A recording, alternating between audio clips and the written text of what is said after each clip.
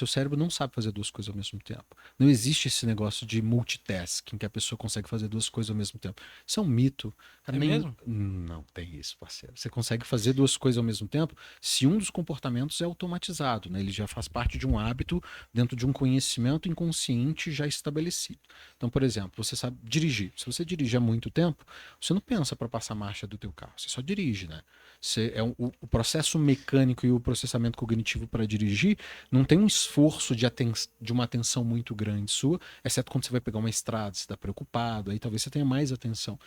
Mas ali é automático. Muito provavelmente você já pegou o carro para ir para um lugar, foi para outro.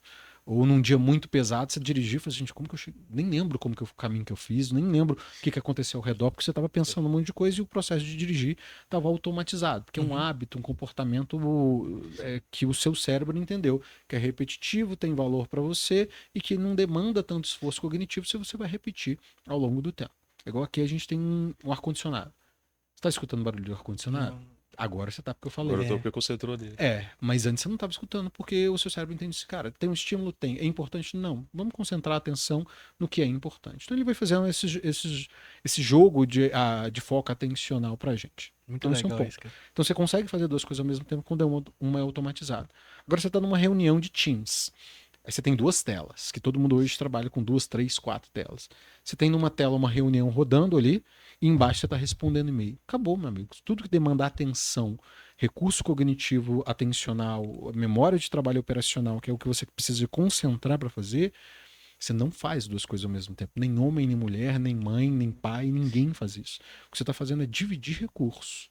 E dividir recursos você pede potência. Você Sim. não tem 100% de potência empregada, atencional empregada naquilo que você está fazendo. Então, toda vez que você tenta fazer duas coisas ao mesmo tempo, sendo que as duas coisas demandam atenção, foco atencional, memória operacional, uso de funções executivas, você não faz duas coisas ao mesmo tempo. Ninguém. Não existe isso. Você acha que é um grande problema hoje de um profissional que não trabalha em alta performance é a divisão de foco, a divisão de recursos nesse ponto? Cara, sempre multifatorial, né? A gente nunca pode atribuir uma coisa Sim. em comportamento humano, nunca é uma relação de causa e efeito muito direta. Você tem que pensar que o ser humano ele é um sistema complexo, ele é um sistema dinâmico, um sistema aberto. Por que complexo? Várias variáveis vão influenciar no seu comportamento. Sim. Muitas variáveis influenciam no teu comportamento. É um sistema dinâmico porque essas variáveis estão mudando o tempo todo. E é um sistema aberto que você é influenciado tanto por fatores externos quanto por fatores internos. Então falta. Quando você está com fome, você é a mesma pessoa? Hum. Você não é a mesma Você pessoa fica quando você mais está com fome. nervoso. Você tem ali falta de nutrientes e tudo mais.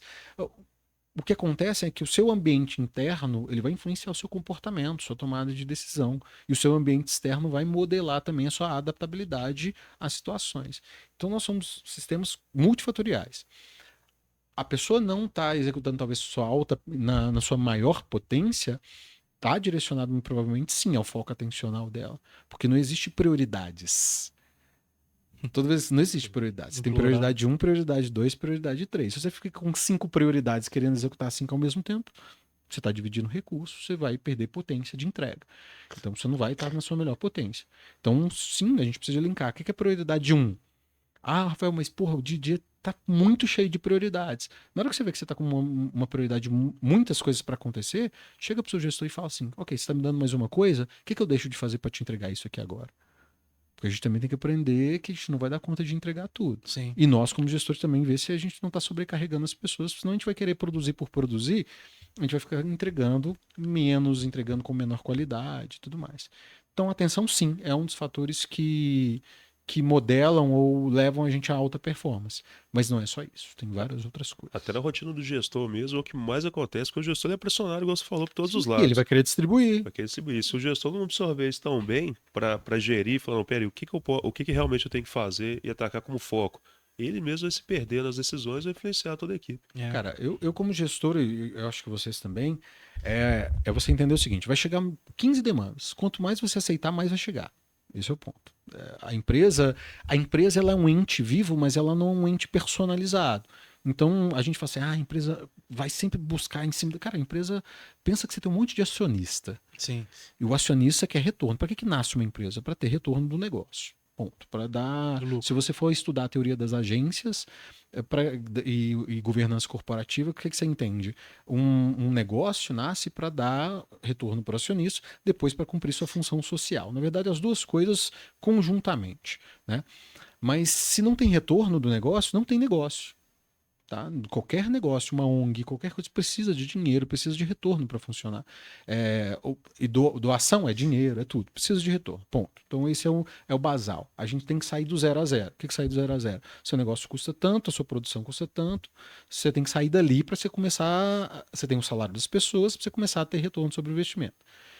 O que cada vez a gente vai fazendo mais é querendo reduzir os custos e aumentar os proventos, aumentar o retorno sobre o negócio e tudo mais. Só que a gente faz isso sem pensar que tem um insumo chamado pessoas. Sim. E pessoas, se você for olhar na estrutura de negócio, é um insumo dentre vários.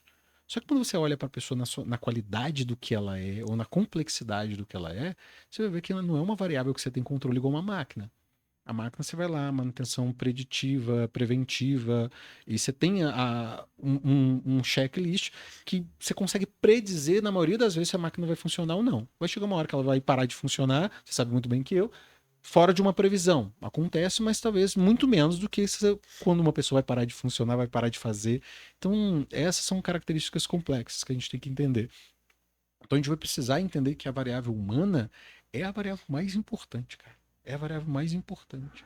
E não tem como a gente negligenciar a complexidade que ela é. Se chegar que você vai querer só passar uma informação e fazer com que as pessoas façam daquele jeito, você vai ter que convencer as pessoas na maioria das vezes.